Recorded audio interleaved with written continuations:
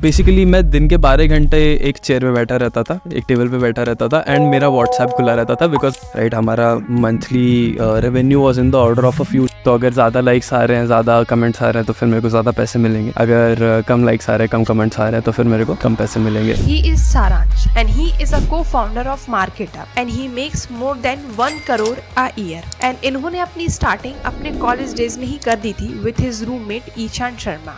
They both worked hard to build this agency. I just had this hunger कि मेरे को चीज़ें सीखनी है। To give you an example, they worked with creators like Raj Shamani and इन्होंने इस podcast में ये भी बताया है कि how much he charged from a single client. कि अगर किसी ब्रांड के साथ काम करना हो जहाँ पे पैसा बनाना हो तो फिर कितना चार्ज करोगे? Right. तो it ranges from anywhere between. तो हमने राज शमानी के साथ काम किया था अबाउट 6 months के लिए। It was a crazy growth story. इस पॉडकास्ट में हमने डिटेल में बात की है how their agency work and most important what if he has to start all over from scratch. मैं आपकी क्लाइंट बनती हूँ तो आप मुझसे कितना चार्ज लेने वाले हो? सो लेट्स वेलकम सारांश। Hi Saransh and thanks for accepting our invitation. Thank you so much Achal. Thank you for inviting me, having me on your podcast. तो सारांश से स्टार्ट करते हैं कि आखिर आप अपने बारे में बताइए कि हुए सारांश एंड लोगों को ये पॉडकास्ट क्यों सुनना चाहिए, ऐसा क्या फ्रूटफुल मिलने वाला है इस पॉडकास्ट को सुन के? So hi everyone, मेरा नाम है सारांश। I am the co-founder of MarketUp. आपने शायद नाम सुना होगा। We have been in the business for 3 years now and we have been providing digital marketing services to multiple brands and influencers. Okay तो सारांश अब हम थोड़े से पीछे चलते हैं आपकी बैक स्टोरी में कि आखिर मैंने सुना है कि आपने डिजिटल मार्केटिंग में मीम्स वगैरह बनाना शुरू किए थे, सोशल मीडिया मार्केटिंग वगैरह की है। तो ये सारी चीज़ें स्टार्ट कैसे हुई थी, आपको इंटरेस्ट कैसे आया कि डिजिटल मार्केटिंग समथिंग जिसमें मुझे जाना चाहिए? मैं जब 11th क्लास में था अपनी स्कूल में, तो फिर उस टाइम पे मीम्स मैं बहुत ज़्यादा स्क्रॉल किया करता था फेसबुक पे, राइट। एंड बहुत सारे व्हाट्सएप ग्रुप्स थे जिसमें हम लोग ऐसी बातचीत किया करते थे, क्लास के ग्रुप्स थे मेरे। तो फिर उसमें मैं कई बार मीम्स भेजा करता था and that is where the interest came from. तो पहले तो उन व्हाट्सएप ग्रुप्स में मैं मीम्स बना करके भेजने लग गया अबाउट आवर सिचुएशंस। जैसे क्लास में कुछ हो गया तो फिर उसके बारे में मीम्स बना करके भेजना शुरू कर दिया and people really used to like that. After a point of time I thought that okay maybe I should start posting on Facebook as well. तो फेसबुक पे उस टाइम पे ग्रुप्स बहुत पॉपुलर थे, राइट। आज की date में Facebook तो आई थिंक हमारी जनरेशन में बहुत कम लोग यूज़ करते हैं इनफैक्ट, बट जब ग्रुप्स पॉपुलर थे उस टाइम पे फिर मैंने सोचा कि ठीक है, I should start creating these memes for the groups and start posting it there. तो ऑफ कोर्स उस टाइम पे ये नहीं था कि मेरे को इससे पैसे बनाने या फिर ऐसा भी कुछ इंटेंट नहीं था, बट उन ग्रुप्स में से एक किसी ने मेरे को रीच आउट किया एंड उन्होंने कहा कि मेरा एक ब्रांड है एंड मैं चाहता हूँ कि आप मेरे लिए मीम्स बनाओ, right. So basically that is how I got my first ever gig, जहाँ पे I got paid to create memes. तो the amount was not really a lot, it was not even fixed, it was based on the engagement that I manage to drive. तो अगर ज़्यादा likes आ रहे हैं, ज़्यादा comments आ रहे हैं तो फिर मेरे को ज़्यादा पैसे मिलेंगे, अगर कम लाइक्स आ रहे हैं, कम कमेंट्स आ रहे हैं तो फिर मेरे को कम पैसे मिलेंगे। एंड या basically that is how I started. I made my first, I think 10, 20, 30,000 rupees from there. I don't exactly remember the number. And yeah, I think that is pretty much how I started. उसके बाद journey ऐसी गई कि इन्हीं groups में मेरे को ऐसे ग्रुप्स मिल गए जहाँ पे डिजिटल मार्केटिंग के बारे में बहुत बातें होती थी, राइट। तो वहाँ पे मेरे को ब्लॉगर्स मिले जिनके साथ मैंने बात की, उनसे चीज़ें सीखी। मेरे को एफिलिएट मार्केटर्स मिले, वहाँ पे मेरे को आशु भैया मिले, Ashu Gandhi, he is also an influencer marketing person now. तो उन्होंने बाद में जाकर के अपनी एजेंसी भी बनाई and now he is doing quite well as well. उनसे मैंने बहुत कुछ सीखा एंड ऐसे basically I started networking without even realizing कि मैं नेटवर्क कर रहा हूँ। I just had this hunger कि मेरे को चीज़ें सीखनी है एंड उन ग्रुप्स पे जाकर के मैं देखने लगा कि लोग किस बारे में बात कर रहे हैं, क्या बात कर रहे हैं। And yeah, that is pretty much how it started. I got acquainted to blogging, affiliate marketing, SEO सीखा मैंने वहाँ से, social media management सीखा। तो वहीं पे मेरा एक और दोस्त बना आकाश, एंड आकाश ने लगभग 1 साल बाद एक कंपनी खोली which is called the Freaky Cart. तो initially the idea was that he was going to sell mobile covers, custom printed mobile covers. उसका सारा जो भी मशीन्स थी प्रिंट करने के लिए वो सारी उसने ख़रीद ली and I got and basically I got involved in the process. I was not getting paid for it, but मैं उनके ads check करता रहता था कि ये लोग क्या ads चला रहे हैं. I used to help them out there. वहाँ पे थोड़े बहुत assist कर दिया. So that is how I kept going. उसके बाद I decided that okay, I need to go a step further. I did an internship in social media marketing as well. Following which Market Up शुरू हुआ. I think we are going to discuss that more in detail going forward. So yeah. तो सारांश, जैसे अभी आपने बताया कि आप स्कूल टाइम पे ही ग्रुप्स में ये सारी चीज़ें करते थे, ऑल्दो आप स्कूल टॉपर भी थे, जेई में भी आपकी अच्छी रैंक आई थी, तो फिर आपने ये अभी डिजिटल मार्केटिंग वाली फील्ड में क्यों फिर आप चले गए? क्यों आपने मार्केट अप चूज़ कर लिया? एकेडमिक्स में क्यों नहीं? आप जब जा सकते थे, आप इतने अच्छे थे स्टडी में, फिर क्यों ऐसा किया आपने?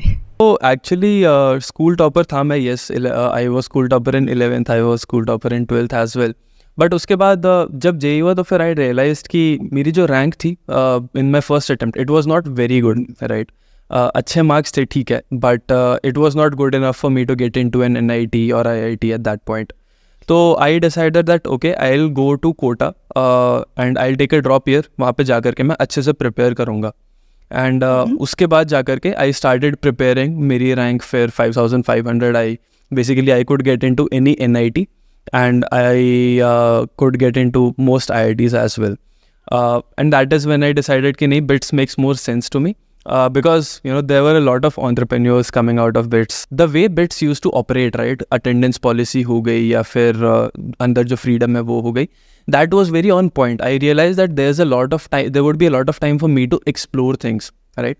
Other than of course जो packages थे, जो average package I think CS BITS Goa में किया था मैंने, तो फिर उसका average package used to be somewhere around 20 lakhs per annum.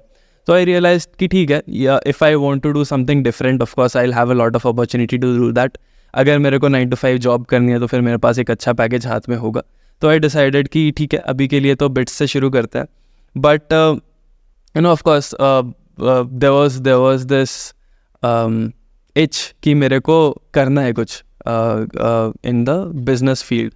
And मेरा दिमाग काफ़ी टाइम से उस डायरेक्शन में सोचते रहता था कि ओके, यहाँ पे कुछ अपॉर्चुनिटी दिख रही है, यहाँ पे पैसा बनाया जा सकता है.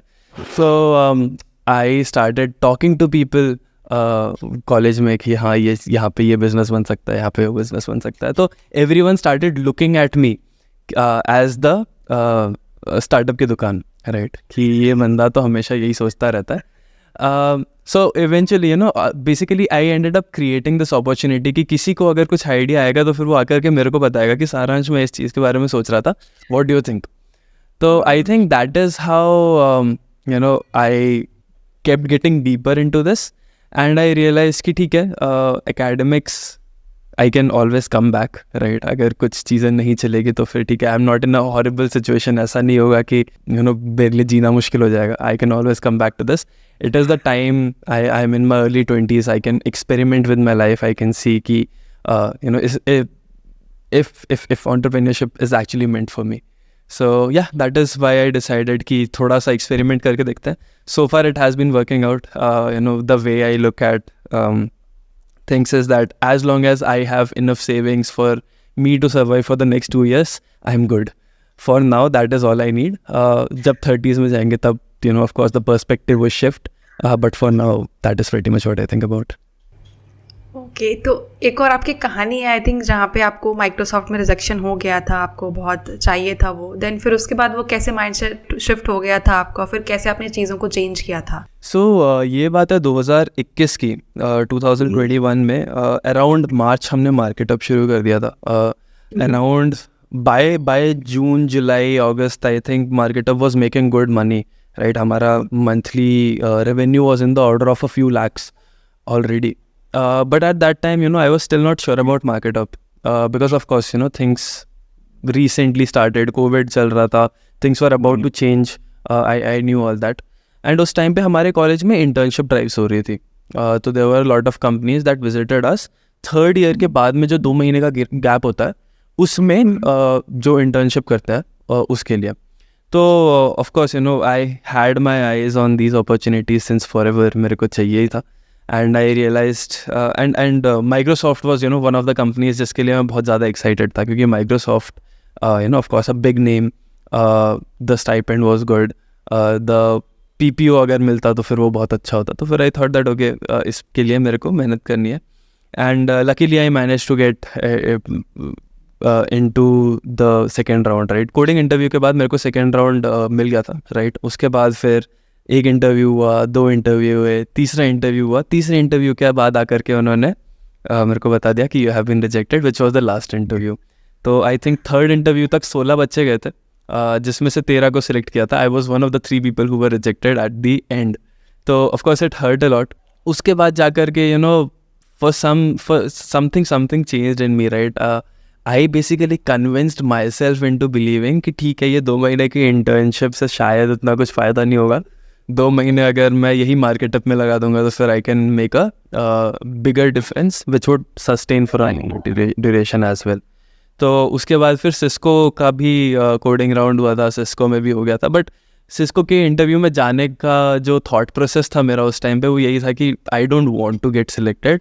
मेरे को तो ये 2 महीने अपने लिए चाहिए, मार्केटअप में मैं इस मेहनत करूँगा. And it worked out for me, right. क्योंकि अगस्त का जो मैं टाइम बता रहा हूँ उसके बाद रेवेन्यू फर्दर हमारा ऑलमोस्ट डबल हो गया था.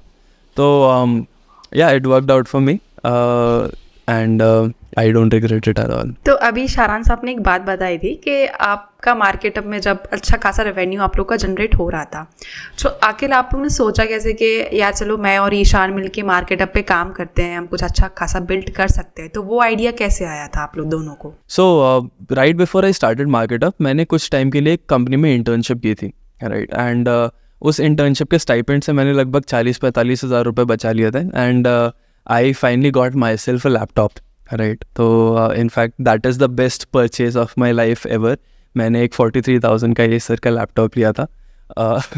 ऑफ कोर्स उस टाइम पे मेरे को पेरेंट्स ने कहा था कि तुमको ये ग्राफिक्स प्रोसेसिंग GPU वाला लैपटॉप क्यों चाहिए, गेम खेलने के लिए ले रहे हो क्या? I didn't have a very good answer at that time, but luckily it worked out for me. And उसके बाद फिर वो इंटर्नशिप ख़त्म हो गई एंड आई थॉट कि क्या करना है. तो I was spending a lot of time trying to figure things out कि अच्छा ये कर सकते हैं, वो कर सकते हैं. एंड उस टाइम पे Ishan who was my college roommate, he called me. उस टाइम पे कोविड चल रहा था. He called me and said कि यार I have been creating content, Unacademy के साथ काम कर रहा हूँ. I have been working with Geeks for Geeks as well. I am working with other brands. And एक और ब्रांड आकर के मेरे को बोल रहा है कि can you create videos for us, right. And I don't have the bandwidth to work for it. अब मेरे पास इतना टाइम नहीं है, तो क्या करूँ. तो आई थॉट कि अगर ऐसा सिचुएशन हो रहा है तो फिर why don't you hire someone and get that person to do the task, right. कोई और इंसान भी तो वीडियोस बना ही सकता है. उस टाइम पे ईशान की रीच उतनी ज़्यादा नहीं थी, तो फिर they were not approaching him for the brand value, they were approaching him for the content creation, right. So content creation तो बहुत लोग कर सकते हैं. So we started reaching out to a lot of people. हमने कहा कि ठीक है, क्या can you create videos for this brand. And that is pretty much how Marketup started initially. After a point of time we realise कि ठीक है, managing content production remotely is something very difficult, right. वो आसानी से नहीं हो पा रहा है. However, some of the brands didn't want us to do the production. उनको चाहिए था कि तुम strategize कर दो, प्रोडक्शन हम कर देंगे, तुम पोस्ट प्रोडक्शन कर दो एंड पब्लिश कर दो, right. So we thought that okay, अगर if this is the requirement then we can do it, and it is something that can scale very easily as well. So yeah, eventually we ended up doing that. As I said, been 3 years now and everything is going great. So right now आपने एक बात बोली थी कि brands ने हमने reach out किया brands को. तो अगर मुझे रीच आउट करना होगा या कोई बिगनर होगा जिसको रीच आउट करना है और सेम चीज़ करनी है, so how they can do same चीज़ के लिए? कोल्ड ईमेल लिखा था आपने, क्या किया था? So, of course, there are a lot of ways to do it. So, one of the very early things that we did was COVID के time पे Grow was really, creating a lot of content. And बहुत ज़्यादा traction आ रहा था उनको, बहुत सारे लोग Grow की वीडियोस देख रहे थे. तो we realized कि ठीक है, from the shoes of any competitor of Grow, I'm pretty sure they would be in a lot of FOMO कि हमारा एक कॉम्पिटिटर है जो कि कंटेंट बना रहा है, उसको बहुत सारे व्यूज़ आ रहे हैं, it is gaining a lot of popularity. तो why should we not do it as well, right. तो that is the first thought that we had. So we started figuring out that okay, Groww के competitors कौन कौन से है. We created a list of brokers and then we created a pitch, right.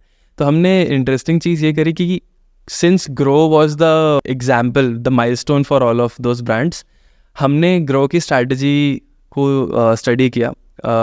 हमने सारे brands की positioning को समझा. हमने देखा कि कौन से brands new age है, right? There are of course a lot of brands जो offline operate कर रहे थे, या फिर जो calls पे operate कर रहे थे, जो internet first नहीं थे for that matter. Right so हमने सोचा कि ठीक है, जो इंटरनेट फर्स्ट है उनको हम लोग रीच आउट करना शुरू करते हैं, लेट्स ट्राई टू अंडरस्टैंड कि what is their view on that. So हमने एक अच्छे से पीपीटी बनाया, हमने सबको ईमेल करना शुरू कर दिया, हमने हंटर पे जाकर के सारे ईमेल्स ढूंढे, लिंक्डइन पे रीच आउट करना शुरू किया. So yeah that was one of the ways we started reaching out to these brands. And बाकी of course हम, as I said, कि there were brands who wanted the services that we were going to provide. तो हमारा client जो था वो day zero पे ही तैयार था हमारे साथ काम करने के लिए, right? So after that of course there was a lot of referral traffic that we got as well. हम refer करते थे लोग and they started reaching out as well. So that was also one of the ways. Third thing was कि we were building in public, right? So Ishan, every time we would close a deal, we'd post कि हाँ ठीक है, we are collaborating with this brand. So Cryo was one of our first clients, right? So Cryo X MarketUp करके हमने graphic बनाया, post कर दिया सब जगह पे. We are engaging with that, making sure that everyone knows what we are trying to do. So I think that also helped out a lot.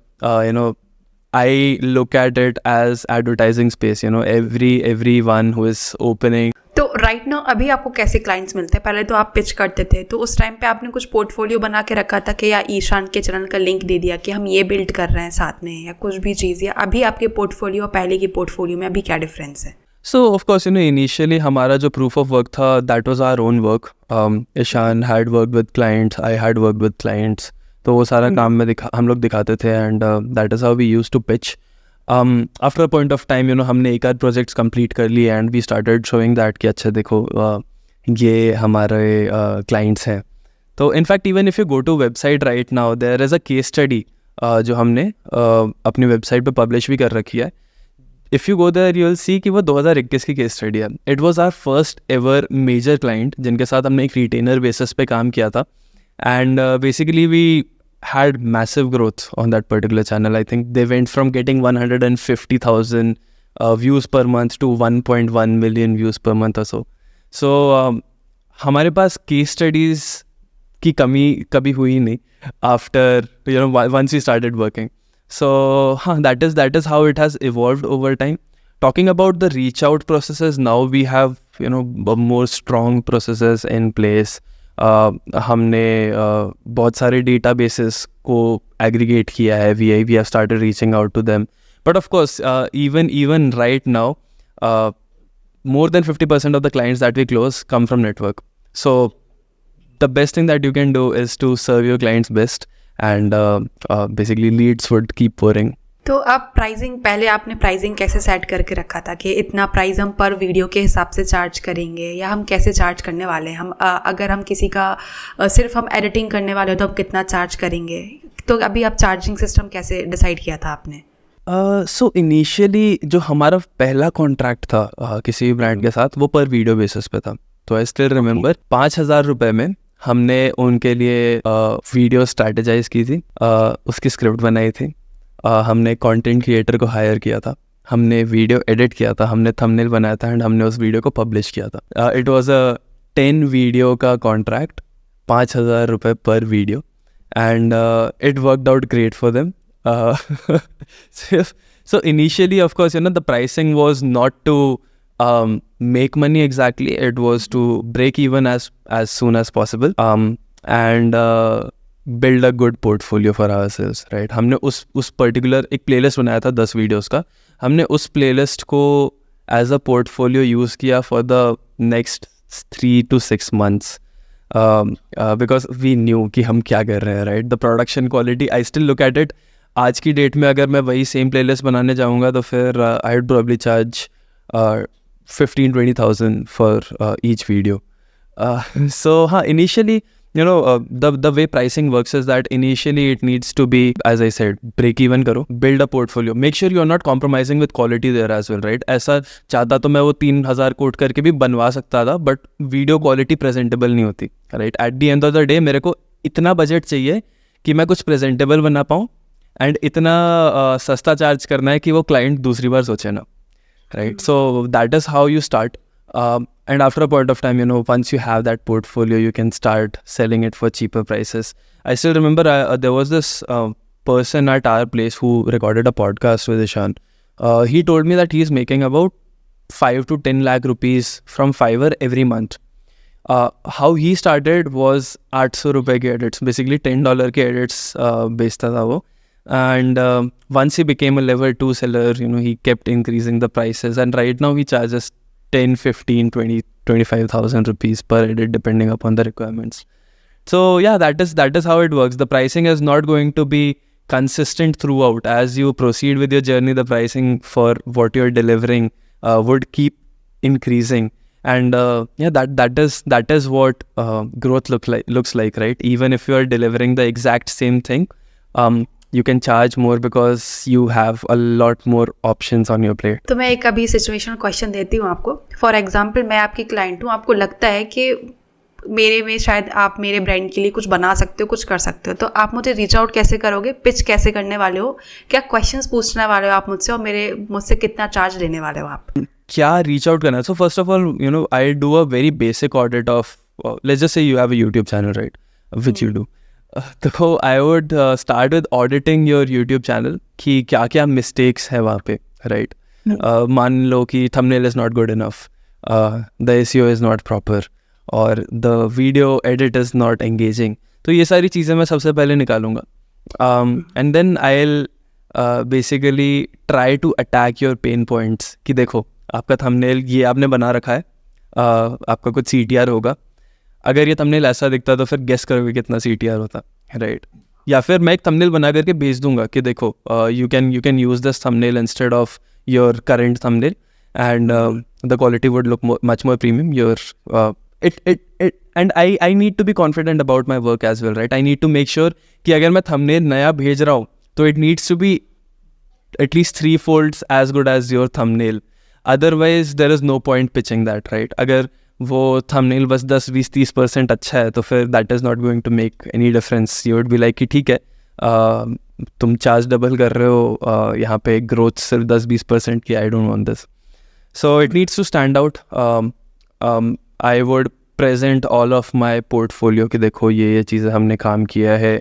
This is and I'll send very relevant work there, right? तो कई बार लोग ये गलती करते हैं कि जो relevance होती है वो missing होती है. A lot of video editors reach out to us saying कि ठीक है मेरे को MarketUp के साथ काम करना है, and the video that they share is a gaming montage, right? Gaming montage is not something that we edit. हमारे वेबसाइट पे अगर जा कर के देखोगे, there is this case study वाला डॉक जिसमें हमने क्लाइंट्स मेंशन किए हैं. There is no gaming client. तो why are you sending that? Send me a podcast or a talking head video or a reel. That makes more sense, right? So yeah, I'll basically try to address the pain points first. I'll show the relevant work, and I'll try to basically wow the client, right, through the case studies that I have. So that is pretty much what I'll do, and hope that you reply. And of course, a lot of follow-ups would be in place as well. तो ये may be past में हो सकता है आपके साथ. For example आपने एक प्राइस बोली मुझसे कि आप इस चीज़ के लिए, पर्टिकुलर चीज़ के लिए 15,000 चार्ज करोगे, एंड मैंने आपसे बोला कि सारांश आपके कॉम्पिटिटर्स तो बहुत कम चार्ज कर रहे हैं, तो आप इतना हाई चार्ज क्यों कर रहे हो? सो आपका इस चीज़ पर रिप्लाई क्या होता है? क्या क्या चीज़ें आप बोलते हो इन सब चीज़ों के लिए? सो हुआ ये मेरे साथ, राइट, कि लोग आकर के कॉम्पिटिटर्स की बात करते हैं. तो the most easy thing that I can से इज़ कि वो जो कॉम्पिटिटर है, the big agencies, what the way they work is that they have an SOP, they have a list of things to think about. ये वो करना है, उसके बाद फिर आपको आइडियाज़ मिल जाएंगे, फिर प्रोडक्शन हो जाएगा, ये वो. But a big issue with that is that a lot of people, your relationship manager or your program manager probably would not have the first-hand experience of working with a channel like that, right? So we are very thoughtful about who we are reaching out to. हम अगर finance पे focus we have a lot of focus areas right, तो हम लोग finance पे focus करते हैं, हम लोग एडटेक पे फोकस करते हैं, हम लोग एजुकेशनल वीडियोस पे फोकस करते हैं, तो these are the are primary focuses. And when I reach out to any of these people I can say that देखो मेरे पास इतना सारा रेलेवेंट वर्क है, and the same person who worked on this relevant work, जो आप हमारा काम देख रहे हो, वही सेम बंदा आपके प्रोजेक्ट पे भी काम करेगा. So there is that reassurance that okay, they know what they're doing, and yeah, that basically that first-hand experience is primarily a selling factor. Other than that, of course, there is always going to be this person who is selling your same services for 10 times lesser price. We don't care about that. If the brand thinks like that, they are not our clients. तो ये छोटा सा question है, may be मतलब मुझे interesting लगता है तो मैं पूछ लेती हूँ. अगर मैं आपकी क्लाइंट बनती हूँ तो आप मुझसे कितना चार्ज लेने वाले हो? I would not reach out to you. नहीं मतलब अभी इस पोजीशन पे नहीं, मे बी जैसे आप जिन ब्रांड्स को रीच आउट करते थे या अभी करते हो, तो आप उनसे कितना चार्ज लेते हो? हाँ, so I'll tell you, influencers comprise of less than 10-20% of our revenue. हम लोग इन्फ्लुएंसर्स के साथ ज़्यादा काम नहीं करते, एंड करते भी हैं तो पैसे बनाने के लिए नहीं करते, क्योंकि influencers are the people who know content, who understand content well. They need a direction, they need some guidance. Some of them don't have time right. तो हमने राज शमानी के साथ काम किया था अबाउट 6 months के लिए. तो his issue was that he didn't have time right. We worked with him for 6 months. It was a crazy growth story. I think by the time we left, he got 20 million views in just a span of month. When we started, it was less than 1 million. So we do it for the case studies. We don't do it for the money. So I think the question is wrong. What you're trying to know is कि अगर किसी brand के साथ काम करना हो जहाँ पे पैसा बनाना हो, तो फिर कितना चार्ज करोगे? Right. तो it ranges from anywhere between 1 lakh to 3.5 lakhs per month. Right, जहाँ पे हम लोग स्क्रिप्टिंग करके देते हैं, हम स्ट्रेटजाइजिंग करते हैं, पोस्ट प्रोडक्शन करते हैं, we publish the videos, we create the thumbnails. So pretty much end to end everything except production. अगर प्रोडक्शन इंक्लूडेड है तो फिर there would be a freelancer who would be creating the videos, and freelancer is not directly in touch with us to be honest. वो जो contract बनता है वो brand और फ्रीलांसर का बनता है. We take no cut there. So we recommend freelancers कि अच्छा, if you want to work with this person, अच्छे वीडियोस बना रहा है, you can take a look at this content, and if they want they can get into a contract with that freelancer और the creator. Okay, तो अभी market up की तो काफ़ी चीज़ें मैंने समझ ली हैं, बट राइट नाउ मैं आपकी और ईशान की थोड़ी चीज़ें समझना चाहती हूँ. आप दोनों को फाउंडर है, तो कभी ऐसा नहीं होता है कि आप दोनों अपना काम कैसे डिवाइड करते हो? क्योंकि ईशान तो बहुत जगह पे कंटेंट क्रिएट करता है, तो आप दोनों वर्क कैसे डिवाइड करते हो? So initially when we started, तो it was quite वो almost हम लोग आधा काम ही कर लेते थे. I still remember when we started, Covid was going on. Basically मैं दिन के 12 घंटे एक चेयर पे बैठा रहता था, एक टेबल पे बैठा रहता था, एंड मेरा व्हाट्सएप खुला रहता था, बिकॉज वहाँ पे मेरे को सारे कम्युनिकेशंस मिलते थे. जैसे ही वीडियो एडिटर ने वीडियो भेजा, तुरंत उसको बैठ कर के रिव्यू करने लग गया, सारे एडिट्स जो भी चेंजेस है वो सारे लिखने लग गया. That is how it used to work. As of now it is not just about me and Ishan, it is about me, Ishan and the team right. So वहाँ पे अब टीम का भी एक फैक्टर आ गया है. So the way it is divided right now is Ishan does most of the prospecting, right? Because Ishan ka network is way bigger than mine. So Ishan does most of the prospecting. Uske baad, once we start talking to the client, I get in touch. The team is involved, but it's still in the back end. वहाँ पे हम लोग थोड़ी बहुत चीज़ें करते हैं. We pitch, we try to convert the clients. And once we finalize on things that, okay, we are doing this, legal और finances वाला जो काम आता है, again I take over. I create the agreement, I create the invoices, I make sure that we receive the payment and everything. And उसके बाद I basically start handing over the things to the operations team. The process is eventual. ऐसा नहीं कि day one से they are just in touch with the team. The team is going to be there, I am going to be there. In fact अभी मेरा 1 घंटे में एक onboarding call है, जहाँ पे the team is going to be there, I am going to be there, brand is going to be there. तो that is pretty much how it works. Starting में थोड़ी hand holding होती है, and Going forward, basically, the team starts taking full responsibility. Although I am still involved in overlooking everything. ये तो हो गया client side की चीज़ें. बाकी hiring side की चीज़ों पे Ishan has again the most control, where he basically does. हम लोग बहुत सारे contests करते हैं, right, for video editors, for script writers, for graphic designers, जहाँ पे हम लोग एक टास्क दे देते हैं and basically the video editor edits the video and shares it with us. हम उसको रिव्यू करके इवैल्यूएट करते हैं and we see if the video is good enough, and then the team starts reaching out to these people and we basically hire them that way. Again फिर onboarding की बात आ गई, payments की बात आ गई, तो फिर आई टेक केयर ऑफ. तो फॉर एग्जांपल अगर ईशान और आपको किसी बात पे आप लोग एग्री नहीं करते हो, अगर आप कोई चीज़ बोल रहे हो तो और ईशान कोई और चीज़ बोल रहा होता है, तो फिर आप दोनों एक दूसरे को कैसे थॉट्स कम्युनिकेट करते हो, या आप दोनों एक दूसरे से बात नहीं करते फिर कई दिन, या क्या चीज़ें होती हैं, आप कैसे कम्युनिकेट करते हो एक दूसरे के साथ? आई थिंक इतना बड़ा इशू कभी हुआ नहीं है हमारे साथ, right, because we share a vision which is very similar to each others. तो and we have divided our work in certain ways, right? तो अगर कुछ finances related चीज़ें होती है तो फिर my decision is final. अगर कोई commercial related चीज़ें होती है तो फिर it is a 50-50. अगर hiring related कोई decision है तो फिर Ishan takes the final call. So pretty much that is how it works. And ऐसे mostly it is once if you have an understanding, you know what's best for each other.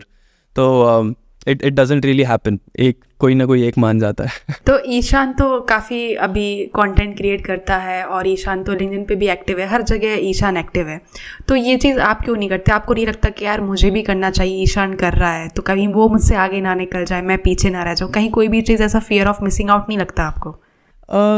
Not a lot. कभी कभी मेरे को लगता है content बनाना चाहिए, not just not because of the fear of missing out, just because I think that it is a good thing, right? Although it is not my priority as of now, because there's this issue with me, and मेरे को ये लगता है कि I don't know a lot of things, right? People come and start asking me कि अच्छा ये कैसे करते हो, कैसे करते हैं. I can tell you facts. I cannot really give you advice, because I genuinely believe that advice is something which is very specific to different people. Not just people, but in what phase they are in, right? तो अभी जैसे हमने वही बात करी कि how should it be priced? The reason why I don't give you a number is because it is subjective to the person, right? अभी कोई YouTube marketer आकर के ये देखे एंड मेरे को वो सोचने लगे कि अच्छा ठीक है, ये तो 1 लाख 3.5 लाख चार्ज कर रहे हैं, तो फिर मेरे को भी इतना करना चाहिए. No, that is not how it works. If you starting out, I told you we started at 5,000 rupees per video for all the task that we did. I am not going to do it again. So I find this to be an issue with content कि I can't generalize things. It becomes very difficult. So in fact, I have created a few reels on Instagram, and mostly in fact all of the content that I have created on Instagram are facts, right? Because facts में वो parity ख़त्म हो जाती है. लोगों को ये नहीं लगेगा कि अच्छा ये तो ये बोल रहे हैं and they will take out of context. मैं literally एक कहानी सुना रहा हूँ जो कि सच है. तो yeah, that is how I like to do it. But at the same time, I have this perfection mindset कि अगर मैं कुछ कर रहा हूँ तो मैं अच्छे से करूँगा. आज की डेट में मेरे इंस्टाग्राम पे 3-4 रील्स हैं एंड सारी परफेक्ट है. I can't just take a camera, record it and post it. मेरे को अच्छे से एडिट करवाना है. I need to make sure that the delivery is on point. I need to make sure that the script is perfect. I need to make sure that जो कहानी मैं सुना रहा हूँ वो इंटरेस्टिंग है. तो या आई think that stops me from doing things. In this particular case, luckily it didn't happen for the company. So okay, तो लास्ट क्वेश्चन ये है आपसे कि अगर आपको और ईशान को फिर से जीरो से स्टार्ट करना पड़े तो आप लोग कैसे फिर से स्टार्ट करेंगे? फिर से आज जो पोजीशन पे आप हैं उस पोजीशन पे कैसे पहुंचेंगे? अगर ज़ीरो से स्टार्ट करना है तो the first thing that we do is I think I'll do the same thing again.